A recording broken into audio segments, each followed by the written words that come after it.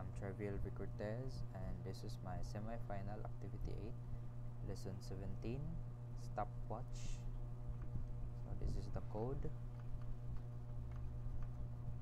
So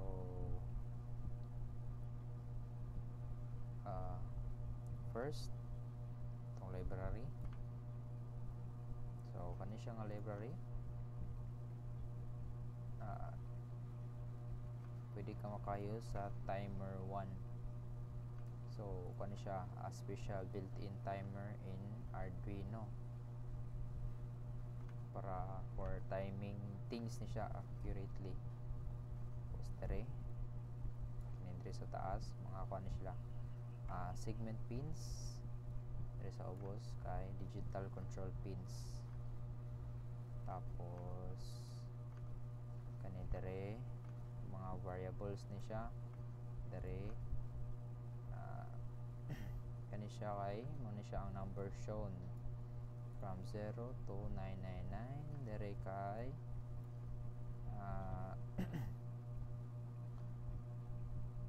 mo siya helps track times in 10 seconds, tenths of seconds.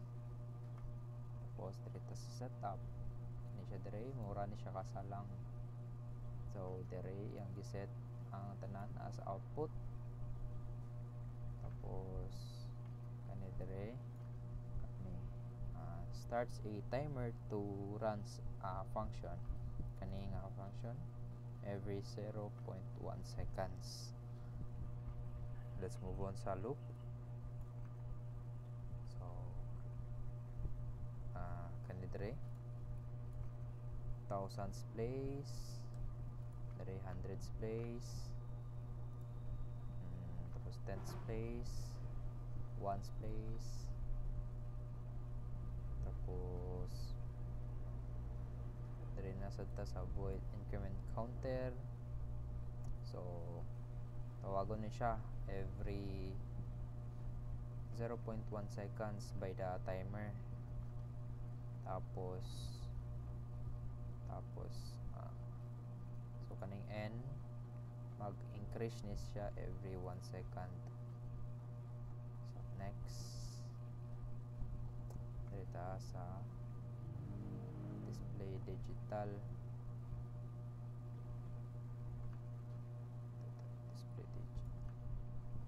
so yan siyang yang i-turn off turns off all 4 digits first para avoid sa flickering. Tapos dere para ni siya yang i-turn off tanan segments para ang next digit mag-start siya clean. Tapos dere sa switch na to, so kani dere yan ikuan lights up the correct segments to show the digit. Tapos muna ni siya dere position kani siya i-turn on niya ang selected digit. Tapos so ang resulta na din ana kay ang iyang i-show nga 4 digits gikan sa 000 to 999 counting up every seconds. So nag-use ni siya og complexing to light up each digit one by one really fast, no? So it looks like all are lit at once. So ora to